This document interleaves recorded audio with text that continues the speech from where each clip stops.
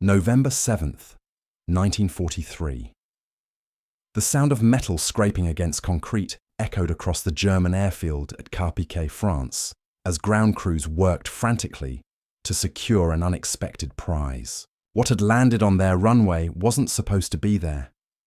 The massive American fighter aircraft, its olive-drab paint scheme streaked with oil and battle damage, sat like a beached whale among the sleek Messerschmitts and Focke-Wulfs. Second Lieutenant William Roach of the 358th Fighter Squadron had made an emergency landing in poor weather, delivering into German hands something their engineers had been desperately trying to examine for months. A Republic P-47 Thunderbolt, complete and nearly intact. Within hours, the aircraft was being transported under heavy guard to a classified testing facility deep in the German countryside. The Luftwaffe's Technical Intelligence Division had been studying fragments and wreckage of American aircraft for over a year, but they had never possessed a complete example of the mysterious fighter that American pilots called the Jug. From a distance, German pilots had mocked these aircraft. They looked absurd compared to the elegant lines of German fighters. One Luftwaffe pilot had radioed during combat, "The Americans are flying barrels." The P-47's enormous fuselage, stubby wings, and massive radial engine made it appear more like a flying cargo container than a sophisticated combat aircraft. But the laughter would stop the moment German engineers began their systematic examination. The team assembled to dissect this American machine represented the finest technical minds the Third Reich could muster. Dr. Heinrich Weber led the effort, a brilliant aeronautical engineer who had designed critical components for the Me-262 jet fighter. His team included specialists in metallurgy, engine design, manufacturing processes, and weapon systems. They approached the captured Thunderbolt with the methodical precision that had made German engineering legendary worldwide. They expected to find crude American craftsmanship, shortcuts taken to achieve mass production, design compromises that would validate German assumptions about American industrial capabilities. They were catastrophically wrong. The first shock came when they attempted to remove the engine cowling. The precision of the manufacturing was immediately apparent. Panel gaps that should have varied by millimeters were consistent to fractions of millimeters. Fasteners were perfectly uniform. The surface finish on aluminum components exceeded anything German factories were producing in 1943. This wasn't the work of a nation hurriedly converting automobile plants to aircraft production. This was precision manufacturing on an industrial scale that German engineers had thought impossible. But the real revelation waited beneath the cowling. The Pratt and Whitney R-2800 double wasp engine that powered the P-47 was unlike anything in the German inventory.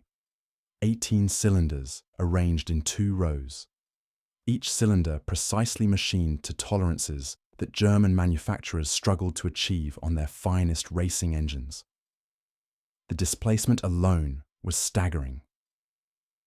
2,800 cubic inches. For comparison, the most powerful German fighter engine, the BMW 801 that powered the Focke-Wulf 190, displaced just 2,560 cubic inches. The American engine was larger, but size wasn't the remarkable part. Dr. Weber's team began methodical measurements and discovered that this massive American engine produced 2,000 horsepower at sea level. The BMW 801, Germany's pride, managed 1,700 horsepower under optimal conditions. But the numbers became truly incomprehensible when they examined the supercharging system. German engines used mechanical superchargers driven directly by the crankshaft. This meant that as altitude increased and air density decreased, engine power dropped dramatically. A German fighter at 30,000 feet might retain only 60% of its sea-level power.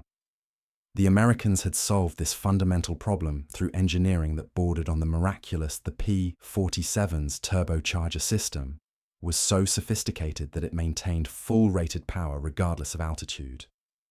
The complexity of this system stunned the German team. Exhaust gases from the 18 cylinders were collected and routed through carefully designed ducting to a turbine located in the aircraft's belly, nearly 10 feet behind the engine. This turbine, spinning at incredible speeds, drove a centrifugal compressor that forced air into the engine's intake. The entire system was controlled by automatic wastegates that regulated turbine speed and boost pressure with precision that German engineers found difficult to believe. But the sophistication went beyond basic design. The metallurgy revealed American capabilities that exceeded German estimates by enormous margins.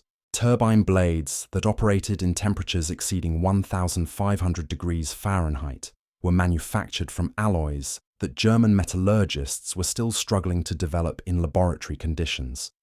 These components showed no signs of heat distortion or fatigue despite obvious combat use. The manufacturing quality suggested that Americans were producing such advanced materials in quantity sufficient to equip thousands of aircraft. Dr. Weber ordered complete disassembly of the turbocharger unit. What they found inside challenged every assumption about American industrial capacity. The turbine wheel, smaller than a dinner plate but weighing over 20 pounds, was machined to tolerances measured in thousandths of an inch. The compressor housing bore no tool marks, indicating precision casting techniques that German foundries couldn't replicate. Most disturbing of all, stamped into the housing was a part number and production date that suggested this wasn't a prototype or limited production component. This was mass-produced equipment. The implications were staggering. If Americans could manufacture turbochargers of this complexity and quantity, what did that suggest about their overall industrial capacity? German intelligence had estimated American aircraft production at perhaps 20,000 units annually. But the quality of components in this single aircraft suggested manufacturing capabilities far beyond those estimates. The engine examination continued for days. Each component revealed new levels of sophistication. The fuel injection system operated with precision that German engineers associated only with laboratory equipment. The ignition system included dual magnetos with automatic timing advance, features that German aircraft engines lacked entirely. The cooling system incorporated thermostatically controlled cowl flaps that automatically regulated engine temperature, eliminating the pilot workload that German fighters required for engine management. But perhaps most shocking was the engine's construction itself. German engines were largely assembled by skilled craftsmen, each unit requiring hundreds of hours of careful fitting and adjustment. The American engine showed clear evidence of assembly line production. Components were interchangeable to degrees that German manufacturing couldn't achieve. Tolerances were held so precisely that parts could be randomly selected from production and assembled without individual fitting. The water injection system revealed yet another layer of American technological sophistication. Under combat conditions, the pilot could inject a water-methanol mixture into the engine, temporarily boosting power output to over 2,500 horsepower. This emergency power system operated flawlessly despite its complexity, suggesting that American pilots had access to power levels that German fighters simply couldn't match when needed most. As the examination progressed, Dr. Weber's team made increasingly disturbing discoveries about American manufacturing processes. Tool marks on machined surfaces were incredibly uniform, suggesting machine tools of a precision that German industry couldn't replicate. Surface treatments on critical components indicated chemical processes that German metallurgists didn't fully understand. Quality control markings throughout the engine suggested inspection procedures far more rigorous than German military production standards. The psychological impact on the German engineering team was profound. These men had built their careers on the assumption that German engineering represented the pinnacle of technical achievement. They had designed the world's first operational jet fighter, developed rocket technology that would eventually reach space, and created manufacturing techniques that had armed the most powerful military machine in European history. Yet here was an American engine that surpassed German capabilities in virtually every measurable parameter. Worse, the manufacturing quality suggested that this wasn't the work of a few brilliant engineers creating prototype equipment. This was mass production of components that exceeded German laboratory standards. The realization was beginning to dawn on Weber's team that they had fundamentally misunderstood their opponent. The examination moved beyond the engine to the aircraft's armament system, and here the German engineers encountered their next technological shock. 8 Browning M2 machine guns were mounted in the wings, each weapon representing a manufacturing achievement that German small arms production couldn't match. The precision of these weapons was immediately apparent. Tolerances in the firing mechanisms were held to standards that German infantry weapons rarely achieved. Yet these were being installed in aircraft by the thousands. Dr. Weber's metallurgist examined the gun barrels under magnification and discovered bore surfaces that were mirror smooth, indicating manufacturing processes that German weapons factories had struggled to implement, even on their finest sniper rifles. The consistency between all 8 weapons was equally remarkable. In German aircraft, weapons of the same type often required individual adjustment and calibration. These American guns appeared to be functionally identical, suggesting quality control procedures that exceeded German military standards. But the ammunition feed systems revealed even more disturbing capabilities. Each gun was fed by a continuous belt system that could deliver 350 rounds without interruption. The belting mechanisms operated with mechanical precision that German engineers associated with fine clockwork, yet these were production components installed in a combat aircraft. The feed systems showed no evidence of jamming or malfunction despite obvious combat use, indicating reliability that German weapons rarely achieved. The aircraft's electrical system presented another revelation about American industrial sophistication. German fighters typically employed minimal electrical systems, relying primarily on mechanical linkages and manual controls. The P-47 incorporated electrical systems throughout the aircraft with complexity that German engineers found difficult to comprehend. Wiring harnesses were manufactured to standards that exceeded German telecommunications equipment. Switches and relays showed precision manufacturing that German electrical components couldn't match. Most disturbing was the discovery of the aircraft's radio equipment. German fighter radios were notoriously unreliable, often failing during critical combat situations. The American radio system in the captured Thunderbolt operated flawlessly despite battle damage that would have destroyed German equipment entirely. The clarity of transmission and reception exceeded anything in German service. Examination of the radio's internal components revealed vacuum tubes manufactured to tolerances that German electronics firms achieved only in laboratory conditions. The hydraulic systems told a similar story of American technological superiority. German aircraft used primarily mechanical control systems, requiring significant pilot strength to operate at high speeds. The P-47's hydraulically boosted controls allowed precise maneuvering with minimal effort. The hydraulic pumps, valves, and actuators showed manufacturing quality that German precision machinery companies struggled to achieve in their finest products. Dr. Weber ordered his team to examine every component systematically, documenting manufacturing techniques and material specifications. What emerged was a comprehensive picture of American industrial capabilities that shattered German assumptions about their opponent's technical competence. The Americans weren't simply producing large quantities of crude equipment. They were mass-producing components that exceeded German quality standards, while maintaining production rates that German industry couldn't approach. The aircraft's structural components revealed perhaps the most shocking discoveries. German aircraft manufacturing relied heavily on skilled craftsmen, individually fitting and adjusting structural elements. The P-47's airframe showed clear evidence of precision manufacturing that eliminated most hand-fitting requirements. Rivets were placed with mechanical consistency that German production lines couldn't achieve. Aluminum sheets were formed to tolerances that German metalworking equipment struggled to maintain. But the quality of the aluminum itself represented another technological gap. German aluminum production had been hampered by material shortages and quality control problems throughout the war. The aluminum used in the American aircraft showed consistent properties that indicated smelting and alloying processes far superior to German capabilities.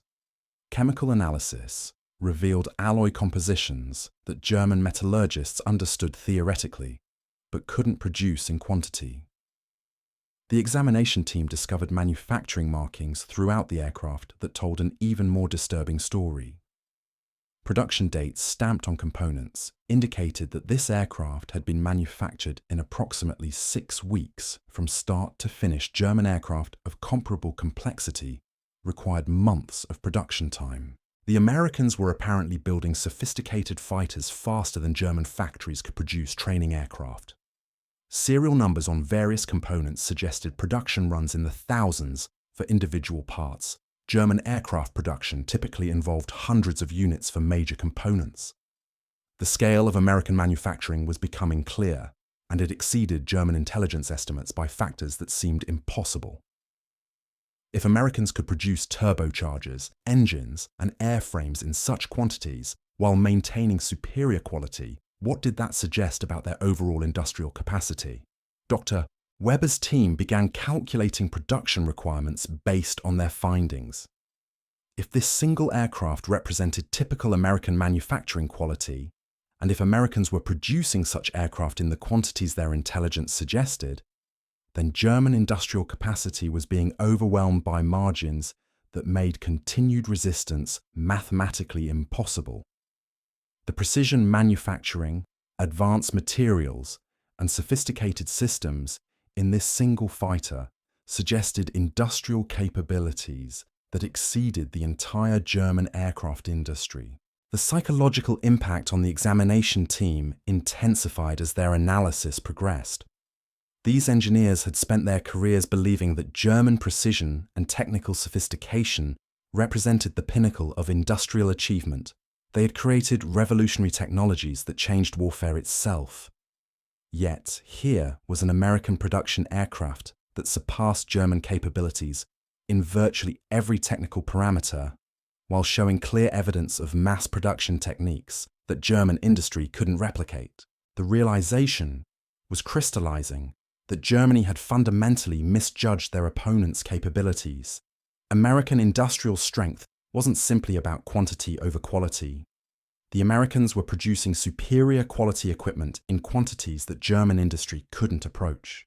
The technological gap wasn't closing in Germany's favor, it was widening catastrophically against them. As November 1943 progressed into winter, Dr. Weber's comprehensive report began taking shape. The document would detail American technological capabilities that exceeded German estimates by enormous margins. But more than technical specifications, the report would document the inescapable conclusion that German industrial capacity was insufficient to compete with American production capabilities. The war's outcome was becoming mathematically predictable, and the mathematics favored America overwhelmingly. The captured P-47 had revealed far more than engine specifications and manufacturing techniques. It had exposed the fundamental reality that Germany was fighting an opponent whose industrial capabilities exceeded German comprehension. The technological superiority evident in this single aircraft, multiplied by American production rates, suggested military capabilities that German resistance couldn't overcome, regardless of tactical brilliance or strategic innovation. The implications extended beyond individual aircraft performance. Dr. Weber's team discovered maintenance logs tucked into the cockpit that revealed operational capabilities that German logistics couldn't match. The P-47's maintenance requirements were documented with precision that exceeded German record-keeping standards. But more disturbing were the maintenance intervals themselves. Components that required replacement every 50 hours in German aircraft were rated for hundreds of hours of operation in the American fighter. This wasn't simply better engineering. This represented manufacturing consistency that eliminated the variability German production suffered constantly. Engine overhaul schedules documented in the pilot's manual indicated that American engines operated reliably for twice the hours German engines achieved before major maintenance. The implications for operational readiness were staggering. If American aircraft spent less time in maintenance, while German aircraft required increasing maintenance as production quality declined, the effective strength ratio between opposing forces was far worse than combat loss statistics suggested. German fighters might achieve favorable kill ratios in individual engagements, but if American aircraft flew twice as many missions between overhauls, numerical superiority became insurmountable. The fuel system analysis revealed another dimension of American technological superiority that German engineers had never anticipated. The P-47's fuel capacity exceeded 300 gallons, but the fuel management system operated with sophistication that German aircraft lacked entirely. Automatic fuel transfer pumps maintained proper weight distribution throughout flight. Fuel quantity gauges provided accurate readings under all flight conditions.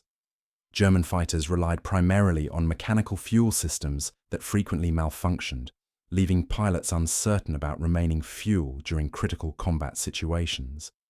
But the fuel itself represented yet another American advantage that German intelligence had underestimated. Chemical analysis of residual fuel in the captured aircraft revealed octane ratings that German fuel production couldn't achieve. Higher octane fuel allowed American engines to operate at power settings that would destroy German engines through detonation. The Americans hadn't simply built more powerful engines. They had developed fuel chemistry that enabled power levels German technology couldn't sustain. The discovery of the fuel specifications led Dr. Weber's team to examine American logistical capabilities more carefully. If Americans were producing high-octane aviation fuel in quantities sufficient to supply thousands of aircraft, their petroleum refining capacity exceeded German estimates dramatically. Germany's synthetic fuel production struggled to meet basic military requirements, while Americans apparently had surplus capacity for premium aviation fuels. The technological gap extended beyond manufacturing into basic industrial chemistry. Examination of the aircraft's oxygen system revealed American life support technology that surpassed German capabilities entirely. The P-47 operated effectively at altitudes where German fighters suffered from inadequate oxygen supply systems. The American oxygen equipment functioned automatically, adjusting flow rates based on altitude and pilot demand. German systems required constant manual adjustment and frequently failed during high-altitude operations. This technological advantage translated directly into tactical superiority at altitudes where modern air combat increasingly occurred. The cockpit instrumentation presented another revelation about American manufacturing sophistication. German aircraft instruments were largely mechanical devices that required individual calibration and adjustment. The P-47's instrument panel contained precision instruments that showed clear evidence of mass production techniques, while maintaining accuracy that German instruments rarely achieved. Engine monitoring instruments provided information that German pilots could only estimate, giving American pilots operational advantages that accumulated throughout every mission. Dr. Weber's team discovered that the American instruments incorporated electrical circuits and components that German electronics production couldn't replicate. Precision resistors, capacitors, and other components showed manufacturing tolerances that German electrical industries achieved only in laboratory conditions.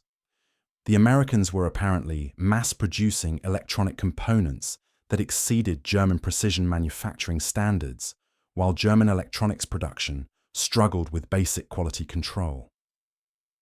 The aircraft's heating and ventilation systems operated with efficiency that German environmental control systems never achieved.